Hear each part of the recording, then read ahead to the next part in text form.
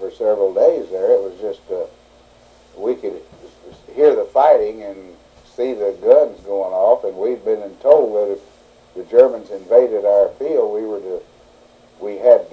they fixed our planes so they'd blow up, and we were told to live out of a musette bag and to start walking down a certain road if we saw the Germans coming, and to kick our stoves over so our tents would burn up. We all lived in tents, and when the weather cleared to where we could fly, well, we started flying just long hours. But for several days we couldn't fly at all. The Germans would come over at night and try to bomb our field and try to see enough of our field that they could. And I don't know how they were able to fly at night, but they did because the weather was so bad. But one night they moved an anti-aircraft tank right outside my tent. It was just almost up beside my head, and it went off shooting during the night at a bed check Charlie type of German plane that came over and shot it down right at the edge of the field. But of course scared the dickens out of me because I didn't know it was behind my head. And you know how you slid down in your blankets to try to keep warm. We didn't have sleeping bags back in those days, and there were mattresses. And I remember reaching up and grabbing a steel helmet and putting it on my head and going down in my blankets, and woke up the next morning, I still had that steel helmet on my head and was clear down in the blankets.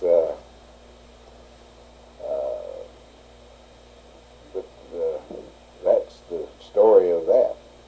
Now you say that in the Battle of the Bulge they actually got close enough that you could hear the guns in the battle area. Oh yes, sure, we could see them, and you could see them. We could see the flashes. See the flash. And hear it, and then it was awfully hard to try to travel anywhere off the base because the Germans had infiltrated everywhere, and you were stopped anywhere you tried to go and examined because they didn't know whether you were Germans or Americans. So many Germans were coming over in American uniforms. I tried to go into Reims one day, and it was just terrible trying to get there from our air base because of the fact that everybody thought maybe you could be a German. Everybody was around the Well, very much so, Dick. It was, you just couldn't, everything was real, everybody was real nervous. Now, did you, then when the weather did break, did you fly one of those missions? Oh, yes. Several of them. Do you remember anything particular about any of those missions against the foe? No, I can't say that I remember anything particular about them, Dick. It was just that we were flying all day long, every day, because they needed us bad, and we'd been sitting so long that we couldn't fly, that when we did let us fly, well, we were flying a couple of times a day, really.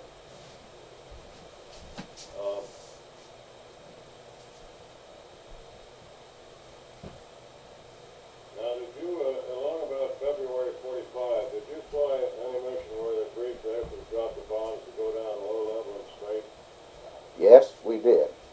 And I was on that mission. Tell us about that. Well, I hadn't been there when they flew the original strafing mission where they lost so many planes. My squadron was one that lost a bunch of them. We knew something was strange because they grounded several crews, and then this morning they came through and woke you up for briefing, and they woke me up, and I knew something was up because I wasn't on alert to fly, really. But they pulled out a lot of crews and took us to the briefing, and the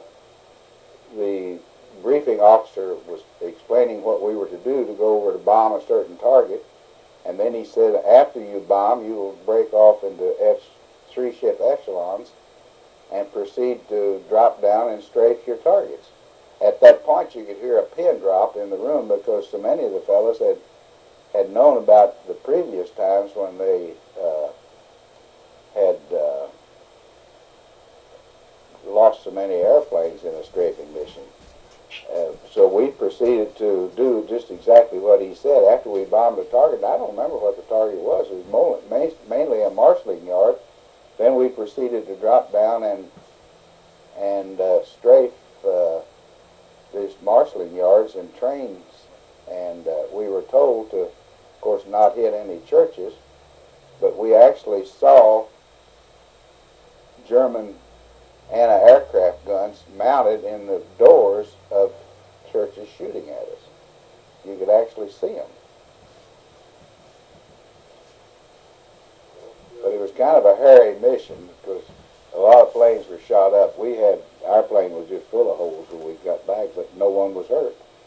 You did encounter substantial ground opposition on that plane. Oh yeah, I think we had, I believe there was 54 ships in that bombing run that day, and if I remember, there was only 9. I believe it was only 9 fit to fly when we got back to the base. They said that we were all shot up so bad that there were only 9 planes that they could immediately turn around and send out again. So they had to do a lot of work to get them all repaired. All right, now, were you on any mission where the German 262s hit you? No, I saw one day, kind of make a pass, but I never had one actually shoot at us that I know about. Okay, why don't you then put a tail to it? I mean, just briefly getting out of the Army and up to date. Well, okay, I've originally signed up to stay in the regular Air Corps when I was over there, but then they came out with orders that if you stayed, you had to stay over there so many more months without going home on leave. And at the same time, I got a letter from my brother telling me to come on home. And so I decided to resign my commission, and so I came home in the spring of 46 and enrolled back in college again, and then I transferred over to University of Missouri and graduated from University of Missouri in 48 and was going to be a veterinarian, but then I ran out of money and I didn't have enough money to finish school, so I took my agriculture degree and started teaching school, and I didn't like teaching. I taught 1 year in a little town of Carrollton, Missouri, and then I went in the real estate business and been in the real estate business ever since then, and construction. I had a little construction company and did real estate developing and building and that sort of thing. And then we moved to Springfield, Missouri. I had been building some apartments over in Illinois, and we moved to Springfield, and then we sold our business a couple of years ago and retired in 1989. And I have 3 children. They're all grown, and one daughter lives in Austin, Texas, and my son and daughter live in Kansas City. And that's the story of my life. And I'm retired now and just play golf and fish. How many missions did you fly? Just 16.